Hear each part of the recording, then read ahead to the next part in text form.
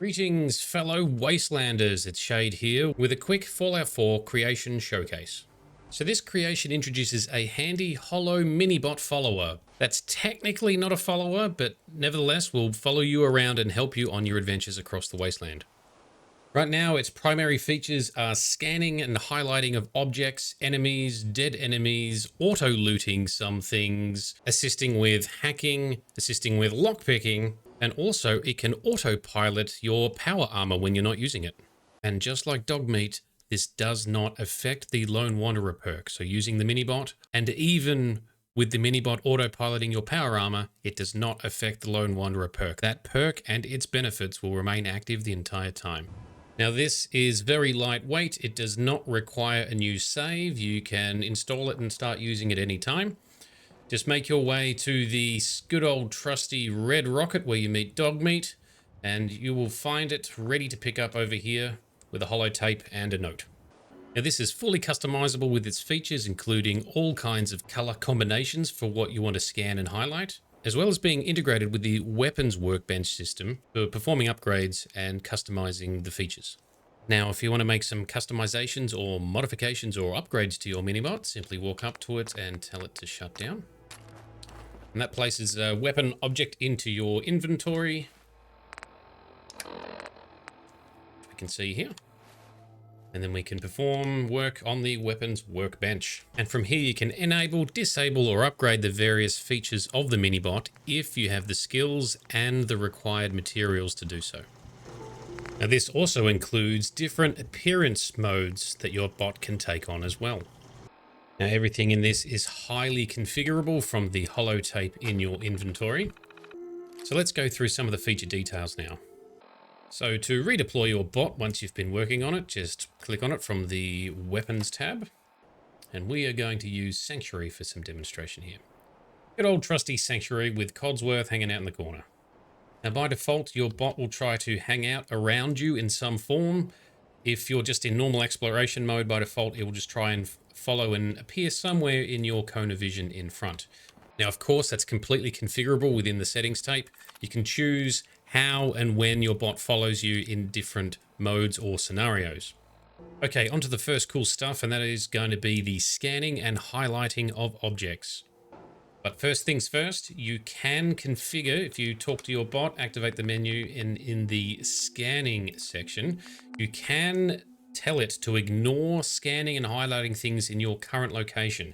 So if you've built a settlement and you don't want the bot to go and scan, highlight, or auto loot stuff, tell it to disable scanning at the current location. You can always enable it again in future if you like. And whenever you return to that location, of course, it will stop scanning and looting whilst you're there.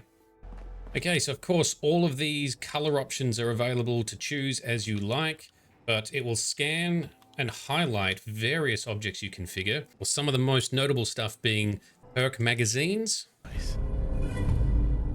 And other treasures such as, Sean's special book and various collectibles across the base game and the DLCs if you have the DLCs installed. So for all you loot goblins out there, you're not going to be missing anything anymore. Simply walk up and loot it and the highlighting will fade out. The same thing applies if you decide you don't want anything. You can just open the inventory window and close it again. And it's marked that you have inspected it and you're not interested, so you can continue. One aspect that makes this especially powerful and customizable, if you go into the object scanning menu, you can choose what is the minimum value that a container must have worth of items for it to highlight. So if you're later in the game and you only care about stuff being worth multiple hundreds of caps, then you can choose that as a minimum value and it will only highlight those containers if there's valuable goods in them. Now those same features apply to corpses, so things that you've killed or corpses that you might just find across the wasteland, same deal. It'll highlight, you can loot it or just open and close it, the highlight will fade out, and you can also choose the minimum value within the scanning menu of the configuration tape. Now one of the most helpful and powerful features, of course, is the auto looting. So there's a whole bunch of stuff that can be configured to be auto looted as well. The requirement is you must have line of sight. The bot will highlight everything it's going to loot and then go ahead and pick it up for you. Now, as you can see, it's also handy that the bot will highlight and hover over locked containers, which can be really helpful for finding hidden saves in different locations across the wasteland as well. Now, many item types can be highlighted with different options. This also includes traps, locked containers such as safes, and as well as locked terminals. Speaking of which, if you've got the required resources, you can unlock containers or terminals using the bot if you've got the relevant perks unlocked.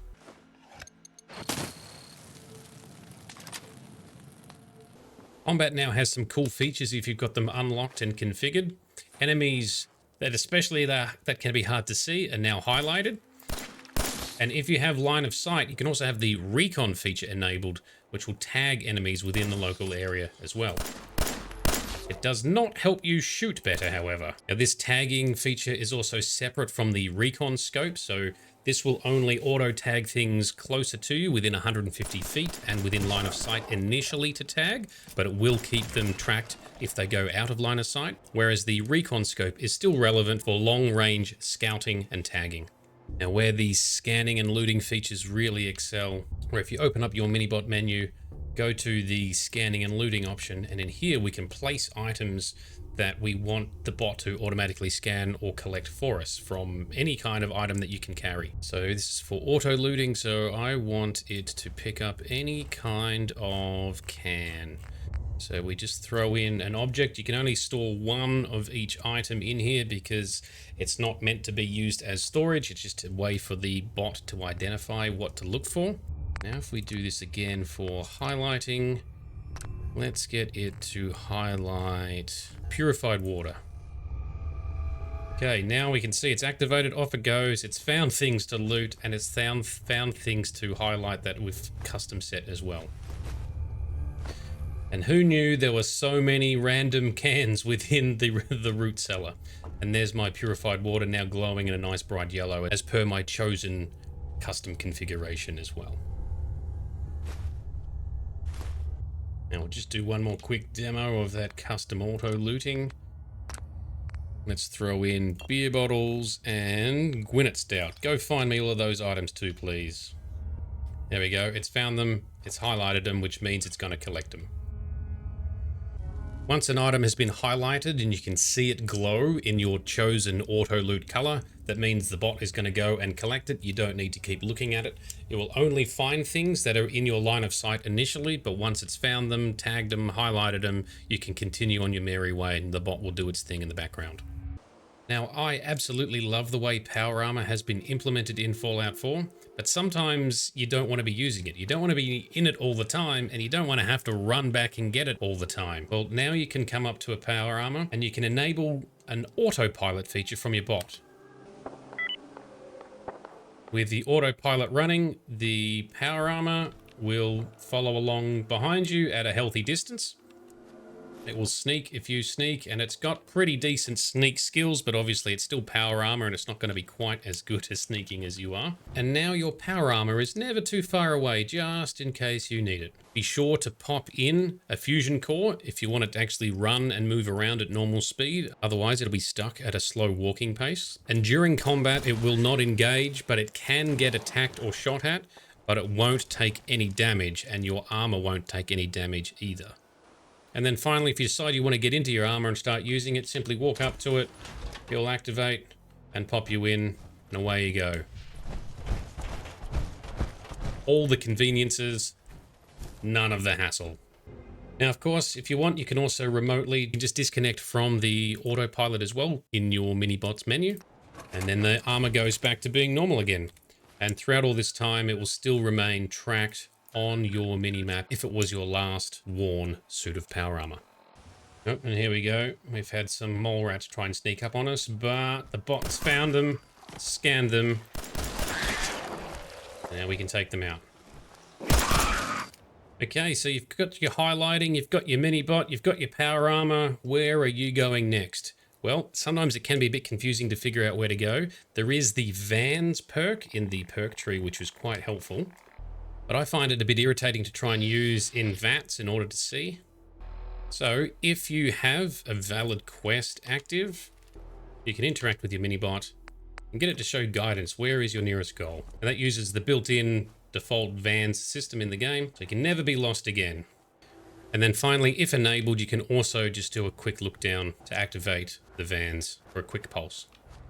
So there you go. I hope you like it. Let me know in the comments if there's other features that you think would be really helpful to have enabled. Otherwise, stay safe and maybe I'll see you somewhere out in the wasteland.